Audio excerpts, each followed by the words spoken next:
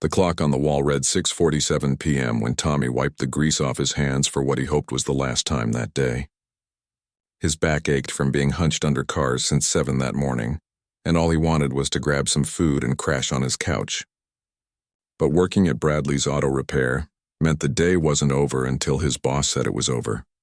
Tommy was 24 years old and had been turning wrenches since he was 16. His dad taught him everything about engines before passing away when Tommy was just 19. Now 5 years later, Tommy was one of the best mechanics in town. Though you wouldn't know it from his paycheck, Bradley paid him just enough to keep him from leaving, but not enough to feel valued. The shop itself wasn't much to look at. Peeling paint on the walls, oil stains on the concrete floor that had been there since before Tommy started working there, and a perpetual smell of burnt rubber and old coffee. But it was work, and work meant Tommy could help his younger sister Kelly finish her nursing degree. She was in her 3rd year at community college and someone had to pay those bills. "Hey Tommy, you done with the Honda?" Bradley called out from his office, his voice carrying that familiar edge of impatience. "Just finished," Tommy replied, closing the hood of a silver Accord. "Changed the oil, rotated the tires, and replaced the air filter like you asked." Bradley emerged from his office, a heavy-set man in his 50s who always seemed to have a toothpick hanging from his mouth. He glanced at the paperwork and nodded. "Good. Mrs. Patterson is coming by tomorrow morning. I quoted her $350 for the work." Tommy's eyebrows shot up. $350? But the parts only cost like $80 and it was 2 hours of work. Yeah, well, she can afford it. You see that rock on her finger? That's how we stay in business, kid. People with money don't ask questions. Bradley walked back toward his office, then paused. "Oh, and don't forget to clean up before you leave. Place looks like a disaster." Tommy bit his tongue. This wasn't the first time Bradley had overcharged someone, and it wouldn't be the last. The old man had a simple philosophy. Charge whatever you think you can get away with. It didn't matter if someone was rich or struggling.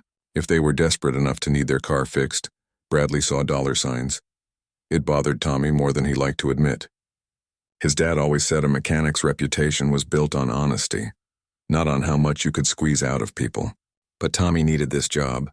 Kelly's tuition was due in 2 weeks, and he was already cutting it close.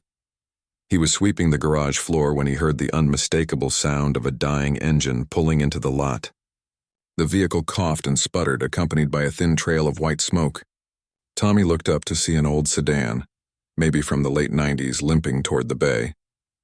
The paint was faded, one headlight was held on with duct tape, and the whole thing looked like it was running on prayers. The driver's door opened, and an elderly man climbed out slowly, wincing as he straightened his back. He had to be at least 75, with white hair, deep wrinkles, and tired eyes that had seen a lot of years.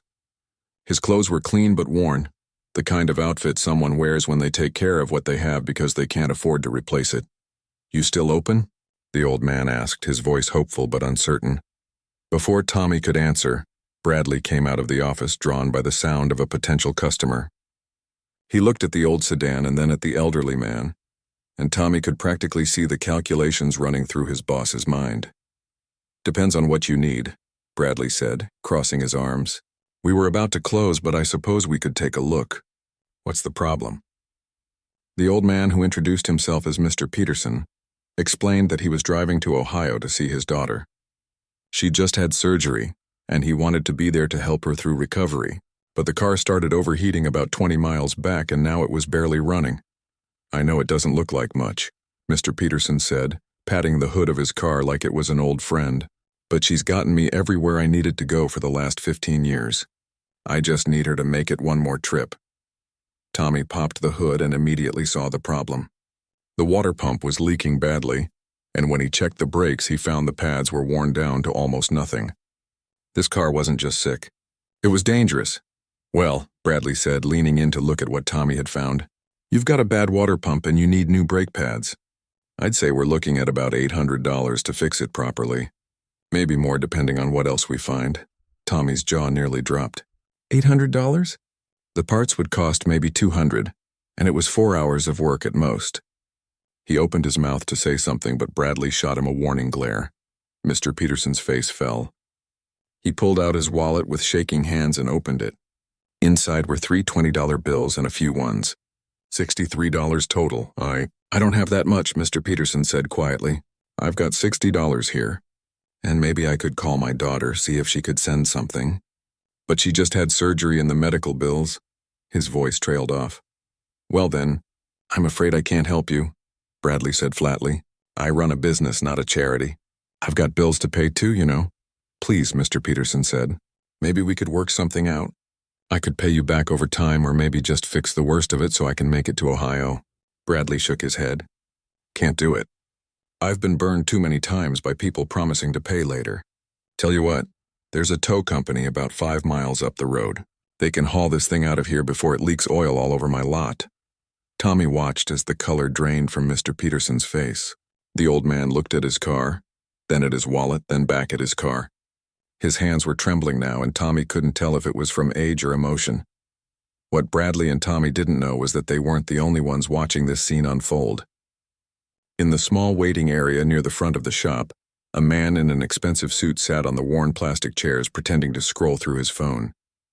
His name was Richard Chen, and he'd been sitting there for the past 30 minutes while his luxury car got an oil change. But Richard wasn't just any customer.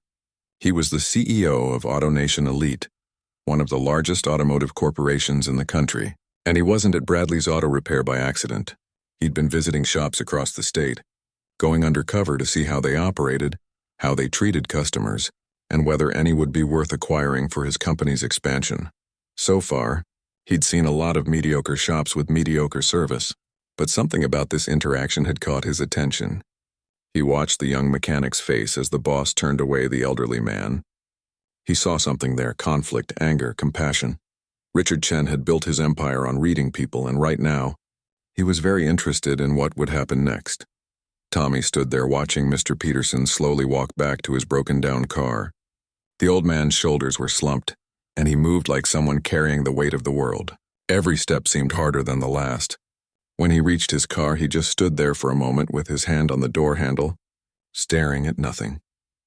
Bradley had already gone back to his office, probably to count the day's earnings and figure out which customers he'd overcharged the most. Tommy could hear him in there humming to himself, completely unbothered by what had just happened. That was Bradley's way. If it didn't put money in his pocket, it didn't matter. But it mattered to Tommy. He thought about his own grandfather, who'd passed away 3 years ago. Grandpa Joe had been a lot like Mr. Peterson. Proud, independent, never wanted to ask for help even when he needed it. Tommy remembered the time Grandpa Joe's car had broken down, and some mechanic in the next town over had charged him twice what the repair should have cost. His grandfather paid it because he had no choice, but Tommy never forgot the look on his face when he talked about it. Like he'd been taken advantage of, cheated when he was vulnerable. Tommy looked at Mr. Peterson's car again. That water pump wasn't going to fix itself, and those brakes were a disaster waiting to happen. If the old man tried to drive that thing to Ohio, he might not make it. And even if he did make it, he'd be putting himself and everyone else on the road in danger. His dad's voice echoed in his head. A real mechanic doesn't just fix cars, son. He helps people get where they need to go. Tommy made a decision that he knew might cost him his job, but some things were more important than a paycheck. Mr. Peterson, Tommy called out, jogging over to the old sedan. Wait a second. The elderly man turned around, hope flickering in his tired eyes. Yes? Bring your car around to the back bay, the one behind the building where we park the overnight jobs. Tommy kept his voice low, glancing back at Bradley's office. Give me about 20 minutes, then come around. And keep your lights off, okay? Mr. Peterson looked confused. I don't understand. Your boss said, I know what he said, but he's about to leave for the day and what he doesn't know won't hurt him. Tommy gave him a small smile. Just trust me on this, okay? The old man's eyes filled with tears. Son, I can't let you risk your job for me. You're not letting me do anything. I'm choosing to do it. Now go park somewhere down the street for a bit while I wait for Bradley to leave. Tommy went back inside and made a show of cleaning up, sweeping the floors and organizing tools while Bradley finished his paperwork. Every minute felt like an hour. Finally, at 7:15, Bradley grabbed his jacket and keys. Don't forget to lock up, Bradley said, heading for the door. And Tommy? That transmission job tomorrow morning? Quote them at least $1,200. The guy drives a BMW, so he can afford it. Tommy just nodded, not trusting himself to speak. As soon as Bradley's truck disappeared down the street, Tommy let out a long breath. He pulled out his phone and texted Kelly, "Going to be late tonight. Don't wait up," she texted back immediately. "Everything okay?" "Yeah, just helping someone out. Love you." 20 minutes later, Mr. Peterson's old sedan quietly rolled into the back bay. Tommy had already pulled out his personal toolbox, the one his dad had given him. These were his tools, not the shop's, so he wasn't technically stealing anything from Bradley. And he had some spare parts he'd collected over the years. Pieces from old jobs that customers didn't want back. Parts that were still good but had been replaced as a precaution. "Okay, Mr. Peterson, let's see what we can do," Tommy said, rolling up his sleeves. The old man got out of the car slowly. "How much is this going to cost me?" "We'll worry about that later. Right now, let's focus on getting you to Ohio safely." Tommy got to work. The water pump was the main issue, and luckily he had a refurbished one that would fit Mr. Peterson's engine. It wasn't brand new, but it was solid and would last for years. He'd been saving it for his own car, but his car could wait. The brake pads were easier. He had a set that would work, and while they weren't top of the line, they were good quality and would definitely be safer than what was currently on the car. As he worked, Mr. Peterson tried to make conversation. "You don't have to do this, you know. I appreciate it more than I can say, but I don't want you getting in trouble." Tommy grunted as he loosened a stubborn bolt. "My dad always told me that being a mechanic is about more than just fixing engines. It's about taking care of people when they're in a tough spot. Your father sounds like he was a good man. He was the best." Tommy paused, wiping sweat from his forehead. "He passed away 5 years ago. Heart attack. But I think about what he taught me every single day. I'm sure he'd be proud of the man you've become." Those words hit Tommy harder than he expected. He had to blink a few times and focus on the work in front of him. "I hope so. I'm just trying to do what's right, you know?" Mr. Peterson nodded slowly. "That's all any of us can do." They fell into a comfortable silence as Tommy worked. The water pump replacement was tricky, and he had to be careful not to damage any of the surrounding components. The brake pads were more straightforward but still required patience and precision. This wasn't the kind of work you rushed through. Outside, neither of them noticed the black luxury sedan still parked in the lot. Richard Chen hadn't left. He'd watched Bradley drive away, and then he'd seen the young mechanic motion for the old man to come around back. Instead of leaving as planned, Richard had positioned his car where he could see the back bay through the building's side window. He sat there in the darkness, watching Tommy work. Richard had been in the automotive business for 30 years. He'd seen every kind of mechanic, from the honest ones to the crooks, from the skilled technicians to the careless hacks. But what he was witnessing now was something different, something rare. This young man was risking his job to help a complete stranger. No cameras, no audience, no recognition, just a kid with grease under his fingernails doing what he thought was right.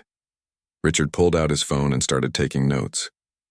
He'd come to this town looking for a business opportunity, but maybe he'd found something more valuable. Maybe he'd found the kind of person his company needed. Back in the bay, Tommy was finishing up. It had taken him just over 3 hours and his back was screaming at him, but the car was fixed. He closed the hood and wiped his hands on a rag. "Okay, start her up," Tommy said. Mr. Peterson turned the key and the engine came to life. Not a sputter, not a cough. It purred like it hadn't in years. The old man's face lit up like Christmas morning. "It sounds beautiful," Mr. Peterson said, his voice thick with emotion.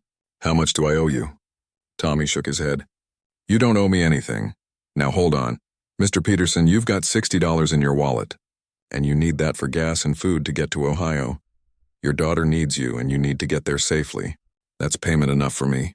The old man got out of the car and before Tommy could protest, pulled him into a tight hug.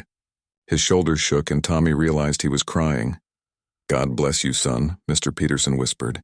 "God bless you." When they pulled apart, Mr. Peterson pulled out his wallet anyway and tried to hand Tommy the 3 $20 bills. "Please take something." "No, sir. Use that money to get yourself a decent meal on the road and some gas." "That's what I want you to do with it." Mr. Peterson wiped his eyes and put his wallet away. "Can I at least get your name?" "Your full name?" "Tommy Chen, but you don't need to remember it."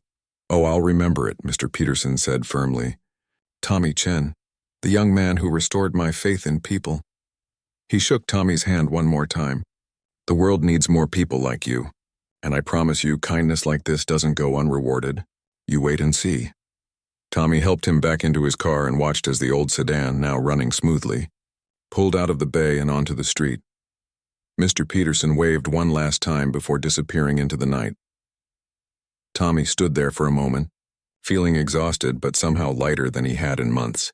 Then he locked up the shop and headed home, not knowing that his life was about to change in ways he couldn't possibly imagine, and not knowing that Richard Chen was sitting in his car with a smile on his face, already making phone calls that would set everything in motion.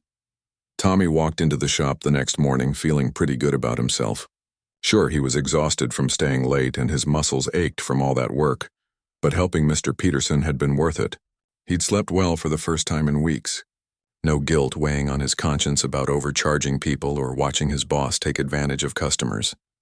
That good feeling lasted exactly 12 minutes. Bradley was waiting for him in the bay. Arms crossed, face red as a tomato. The security monitor from his office was pulled up on his phone, and Tommy's stomach dropped when he saw what was on the screen. "Want to explain this to me?" Bradley shoved the phone in Tommy's face. The footage showed everything. Tommy bringing Mr. Peterson's car around back, working on it for 3 hours, the old man driving away. All of it. "I helped someone who needed it," Tommy said, keeping his voice steady even though his heart was racing. "He couldn't afford—" "I don't care what he could or couldn't afford." Bradley's voice echoed off the concrete walls. "You used my shop, my electricity, my equipment after hours to do free work. Do you know what that makes you? A thief. I used my own tools and my own parts. I didn't take anything from you. You took my time. You took my space. And you made me look like an idiot." Bradley was practically spitting now. What happens when word gets around that Bradley's auto repair does charity work? Huh? Every broke person in town will show up here expecting handouts. Tommy felt his own anger rising. Maybe if you charge people fairly instead of ripping them off, you'd have more customers who actually want to come back. That was the wrong thing to say. Bradley's face went from red to purple. "You're fired. Get your stuff and get out. And don't even think about using me as a reference. I'll make sure every shop owner in this county knows what kind of employee you are." Tommy wanted to argue, wanted to defend himself, but he knew it wouldn't matter. Bradley had made up his mind. So Tommy walked to his locker, grabbed his personal tools, his extra work shirt, and the photo of his dad that he kept taped inside the door. The other mechanics watched him leave but didn't say anything. They couldn't afford to lose their jobs either. Tommy understood that. He didn't blame them.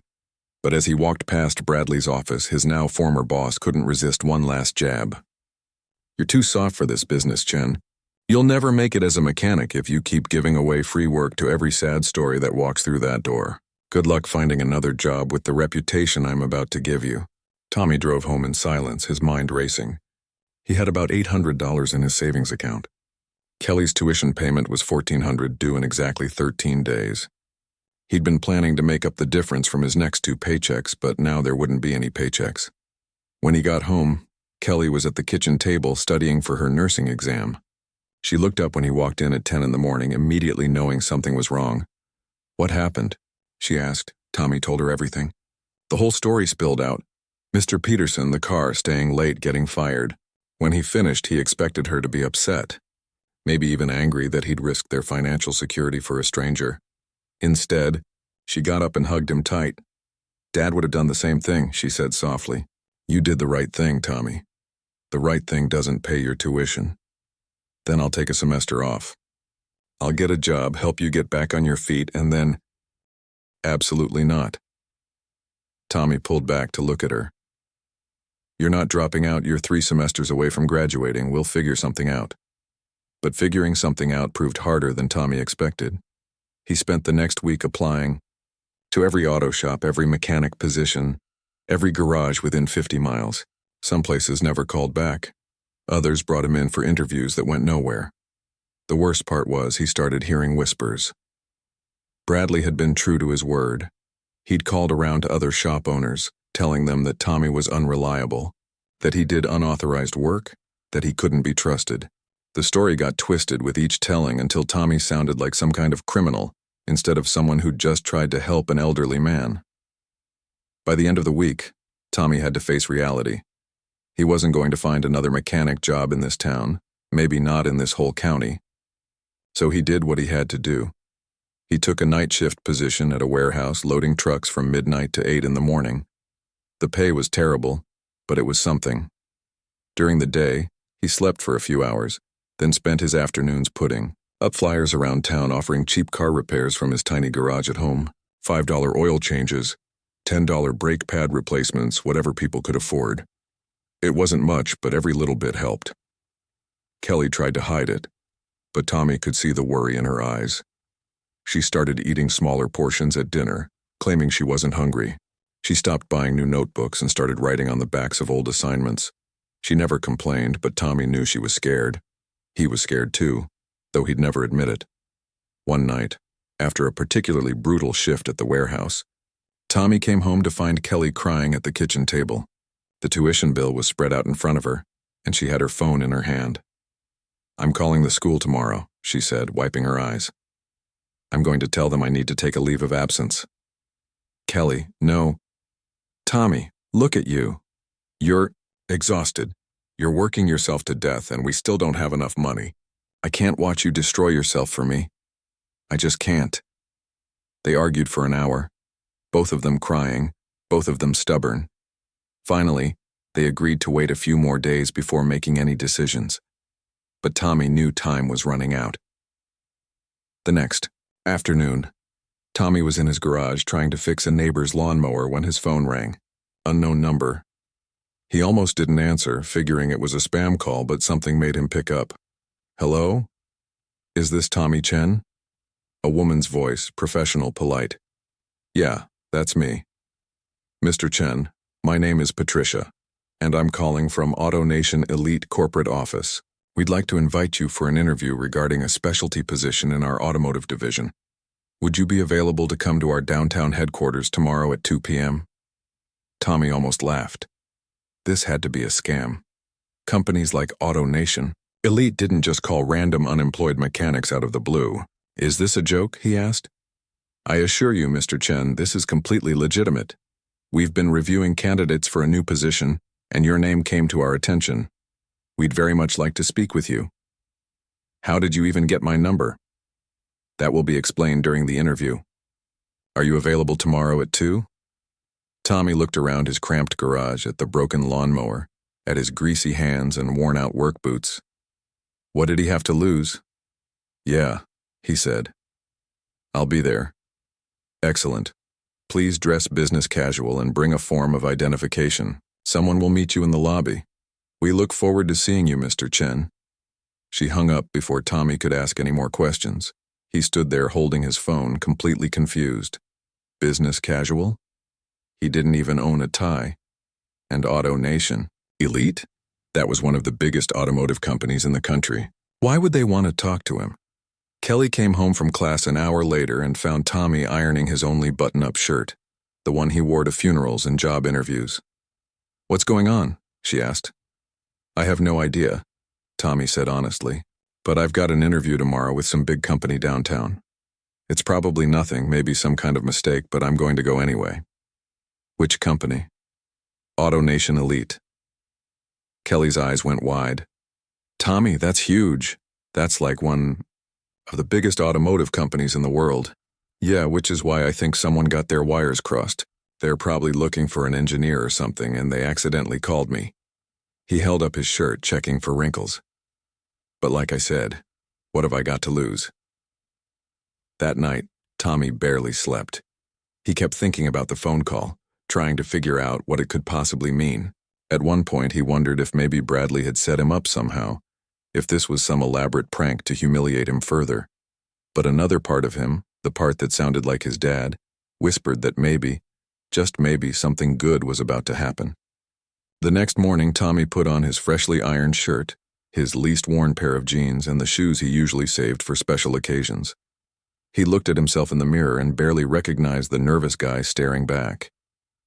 "You've got this," Kelly said, adjusting his collar. "Just be yourself. That's all you can do." Tommy nodded, gave her a hug, and headed out the door. He had no idea that his entire life was about to change, and he had no idea that the man who'd been sitting in Bradley's waiting area that night, the man who'd watched everything, was waiting for him on the top floor of that downtown building. The Auto Nation Elite building was nothing like Tommy expected. It was all glass and steel, reaching up into the sky like something out of a movie. The lobby had marble floors so shiny he could see his reflection, and there were water features and modern art pieces that probably cost more than his car. Tommy felt completely out of place. Everyone walking through the lobby wore expensive suits and carried leather briefcases. They moved with confidence like they belonged there. Tommy tugged at his shirt collar and wondered for the 100th time if this was all some big mistake. A security guard at the front desk looked up as Tommy approached. "Can I help you?" Yeah. "I'm Tommy Chen. I have an interview at 2. The guard checked his computer, then nodded. "Take the elevator to the 23rd floor. Someone will meet you there." 23rd floor. Tommy had never been that high up in a building before. The elevator ride felt like it took forever, and his stomach did flips as they climbed higher and higher. When the doors finally opened, a woman in a sharp business suit was waiting for him. "Mr. Chen? I'm Patricia. We spoke on the phone. Please follow me." She led him down a hallway lined with photos of cars, racing events, and what looked like charity work. Tommy tried not to stare at everything, but it was hard not to be impressed. This place screamed success and money. Patricia stopped in front of a large conference room with windows overlooking the entire city. "They're ready for you. Just head right in." Tommy's heart was pounding as he opened the door. Inside was a huge table surrounded by chairs, and sitting at the head of the table were 4 people in business attire. But it was the man in the center who made Tommy stop dead in his tracks. It was the guy from Bradley's waiting area, the one who'd been getting his oil changed that night. "Mr. Chen, please have a seat." The man stood up and extended his hand. "My name is Richard Chen. Yes, same last name. And no, we're not related, though I checked." He smiled, and there was something kind in his eyes that put Tommy slightly at ease. Tommy shook his hand and sat down, completely confused. "I don't understand. What's going on?" Richard leaned back in his chair. "Let me explain. 2 weeks ago, I was at Bradley's auto repair getting a simple oil change. But I wasn't there as a regular customer. I'm the CEO of Auto Nation Elite, and I've been visiting shops across the state, seeing how they operate, how they treat people. Most of what I've seen has been pretty disappointing, to be honest." Tommy's mouth went dry. This was the CEO? He'd been there that night? "I watched your boss turn away an elderly man who desperately needed help," Richard continued. "I watched him quote ridiculous prices and show zero compassion, and I was about to write that shop off as just another place that cares more about profit than people."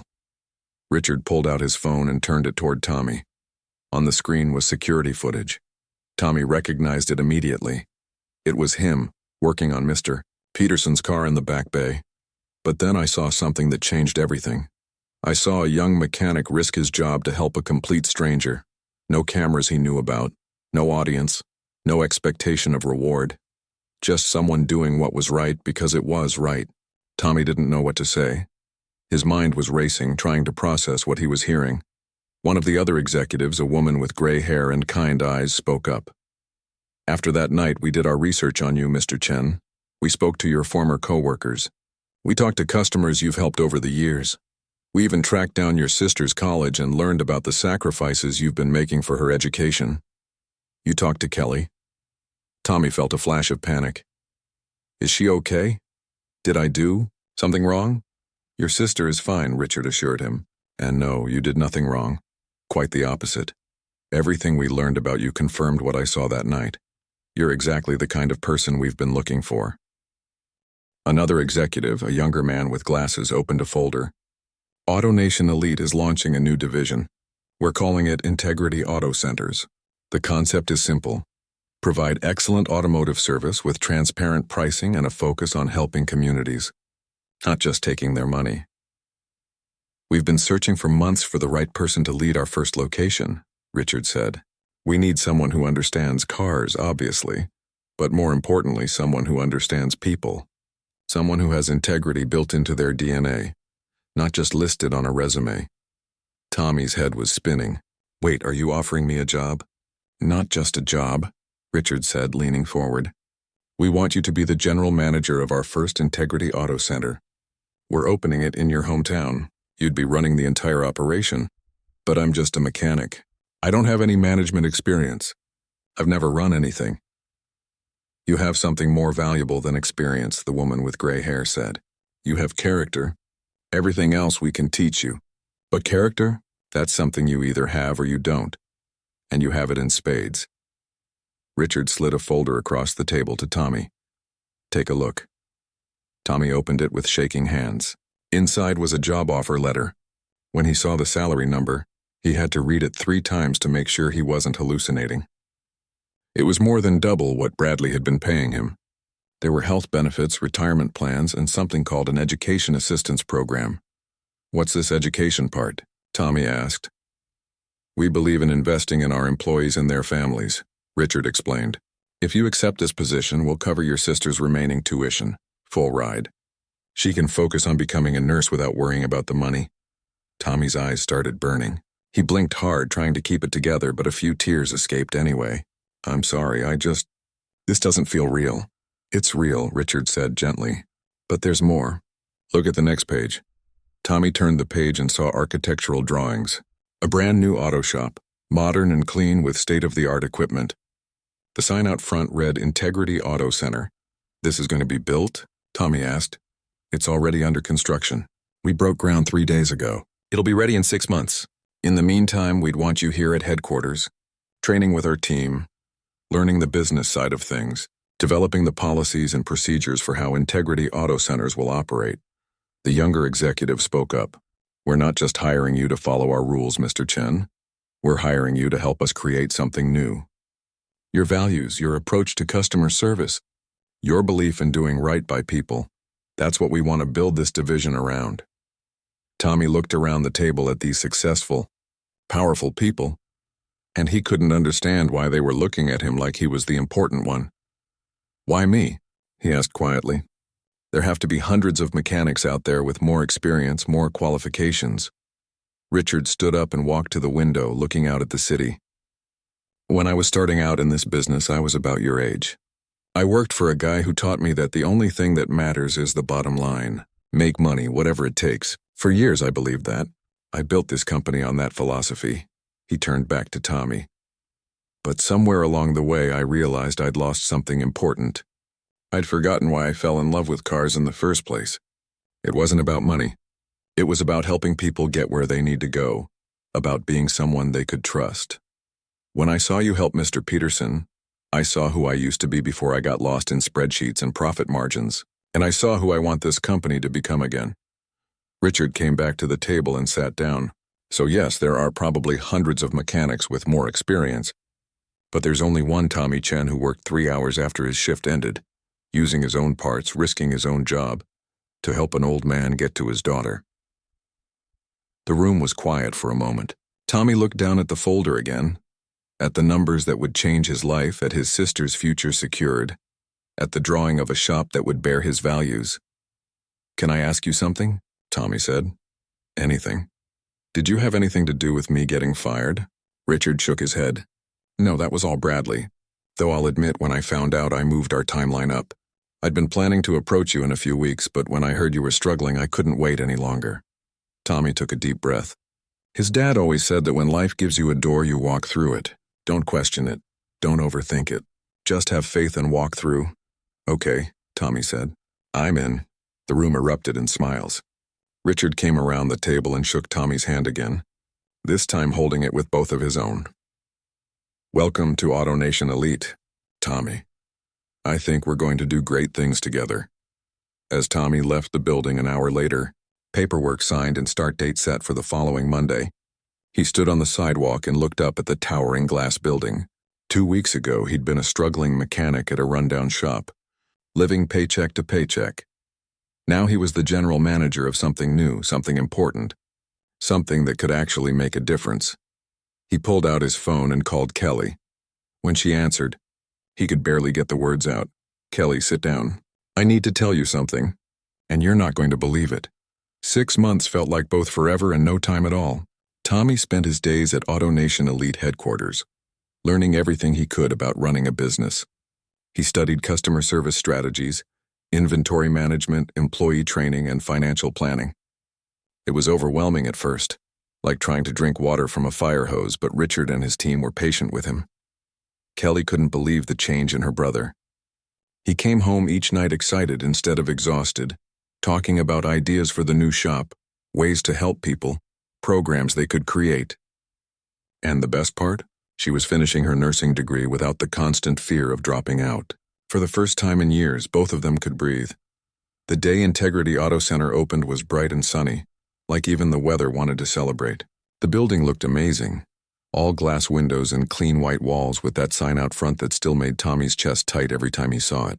Inside, the shop had 12 service bays with the latest equipment, a comfortable waiting area with free coffee and snacks, and a kids' corner with toys and books.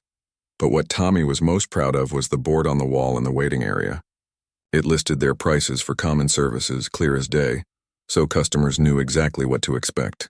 No hidden fees, no surprise charges, no taking advantage of people when they were desperate. Just honest work for honest prices. The grand opening was packed. It seemed like half the town showed up. Local news crews were there, filming everything. AutoNation elite executives stood around in their suits, looking pleased.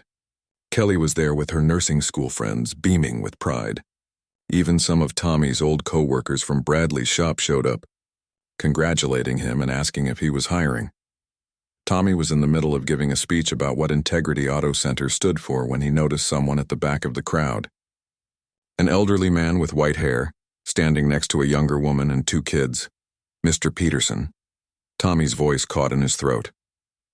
He excused himself from the podium and made his way through the crowd. When he reached the old man, they just stared at each other for a moment before Mr. Peterson pulled him into a tight hug. "I told you kindness doesn't go unrewarded," Mr. Peterson said, his voice thick with emotion. "I told you. You came all the way back here?" Tommy asked. "Wouldn't have missed it for the world. This is my daughter Jennifer and my grandkids. They wanted to meet the young man their grandpa won't stop talking about." Jennifer shook Tommy's hand warmly. "Dad's told us the story about 50 times. How you saved him when no one else would. How you got him to my house safely so he could help me after my surgery." "It was just the right thing to do," Tommy said, feeling his face get hot. "It was more than that," Mr. Peterson said firmly. "After I got to Jennifer's place, I couldn't stop thinking about you. So I started writing letters. I wrote to newspapers, I wrote to corporate offices, I wrote to anyone I thought might listen. I told them about Tommy Chen, the mechanic who restored my faith in people." Tommy's eyes went wide. "You wrote letters?" "About 30 of them. Most places ignored me, but one letter found its way to the right desk." Mr. Peterson smiled. "I heard later that it helped speed things along. That someone important read about what you did and decided they needed to meet you right away." Richard Chen appeared beside them, having overheard the conversation. "Mr. Peterson's letter reached my office about 2 days after I watched Tommy help you. I was already planning to reach out, but that letter confirmed everything I'd seen. It was beautiful, by the way. You have quite a way with words." Mr. Peterson shook Richard's hand. "Just telling the truth. This young man saved my life that night. If I'd driven that car with those bad brakes, who knows what would have happened." They talked for a while longer, sharing the story, laughing about how everything had worked out.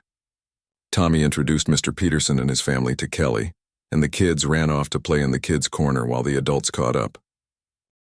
Later in the day, after most of the crowd had cleared out, Richard pulled Tommy aside. "There's one more thing we need to discuss." "Okay," Tommy said, wondering what could possibly be left. "You remember where Bradley's auto repair used to be?" Tommy nodded. He'd driven past it a few weeks ago and seen it was closed down, the lot empty, a for sale sign out front. "We bought it," Richard said simply. "You what?" "The shop went under about 3 months ago. Bradley couldn't keep customers, especially after word got around about how he treated people. He had to sell, so we bought the property." Tommy wasn't sure how to feel about that. Part of him felt bad for Bradley despite everything. "What are you going to do with it?" "That's what I want to talk to you about. We're converting it into a training center, a place where young people who want to become mechanics can learn the trade. But more than that, a place where they learn how to treat people right, how to run an ethical business, how to be someone the community can trust." Richard put his hand on Tommy's shoulder. "And we want you to be the head instructor. You'd still run Integrity Auto Center, But a few days a week, you'd teach the next generation of mechanics. Show them that this job is about more than just fixing cars. Tommy thought about his dad, about all those afternoons in their garage learning how to change oil and replace brake pads. His dad had taught him that being a mechanic was about service, about being there for people when they needed you most. "I'd be honored," Tommy said. The first year of Integrity Auto Center exceeded everyone's expectations. Word spread fast about the shop that charged fair prices and treated people with respect. Tommy hired 6 mechanics, all people he knew had good hearts and strong work ethics. They created a program where people who were struggling financially could get emergency repairs at cost, paying only for parts. The shop became a place where people felt safe bringing their cars, knowing they wouldn't be taken advantage of. The training center opened 8 months later. 20 students enrolled in the first class, eager to learn not just how to fix cars, but how to build trust with customers. Tommy taught them everything his dad had taught him, and added lessons from his own experiences. He told them about Mr. Peterson, about the choice he'd made that night, about how doing the right thing had changed his entire life. One afternoon, about a year after the grand opening, Tommy was working on a car when a woman came into the shop. She was young, maybe in her 30s, and she looked stressed. Her car was making a terrible noise, and she had her 2 kids with her, both under 5 years old. "How much is this going to cost?" she asked, her voice shaking slightly. "I don't have a lot right now. My husband just lost his job, and we're trying to make ends meet." Tommy got under the hood and saw the problem right away. "Loose belt, simple fix. Would take 15 minutes. The belt's loose. I can tighten it right now, no charge." "Really?" She looked suspicious, like she'd been burned before. "No hidden fees or anything?" "No, ma'am. It's a quick fix. Won't cost you a thing." While Tommy worked, the woman's kids played in the kids' corner. When he finished, she tried to give him $20, insisting he take something. "Use that money to get your kids something nice," Tommy said. "That's all the payment I need." As she drove away, thanking him over and over, one of Tommy's newer mechanics, a kid named Jake who'd been watching the whole thing, came over. "Boss, why'd you do that for free?" "We could have charged her something." Tommy wiped his hands on a rag and smiled. "Let me tell you a story about an elderly man who broke down at a shop one evening, and a choice that changed everything." Richard Chen, who happened to be visiting that day to check on things, stood in the doorway listening. He smiled to himself, knowing he'd made exactly the right choice. That evening, Tommy drove home past the old Bradley's auto repair location. The building had new paint now and a sign that read, "Auto Nation Elite Training Center." Through the windows, he could see students working on cars, learning their craft. He thought about his dad, about Mr. Peterson, about Kelly finishing her nursing degree, about all the people he'd been able to help over the past year. Sometimes he still couldn't believe this was his life. His phone buzzed. A text from Kelly. "Just got my nursing license. We did it." Tommy pulled over and called her, both of them crying happy tears. They'd come so far from those desperate days of worrying about tuition and living paycheck to paycheck. "Dad would be so proud of us," Kelly said. "Yeah," Tommy agreed, looking up at the sky. "Yeah, he would." As he drove home, Tommy thought about something his dad used to say, "Do right by people." And somehow, someway, things work out. He'd spent years believing that, even when it seemed impossible, even when it cost him his job, even when the world felt unfair and hard, and his dad had been right all along. Sometimes all it takes is one moment of kindness, one choice to help someone even when it's difficult, one decision to do what's right instead of what's easy. You never know who's watching, and you never know how one small act of goodness can change everything.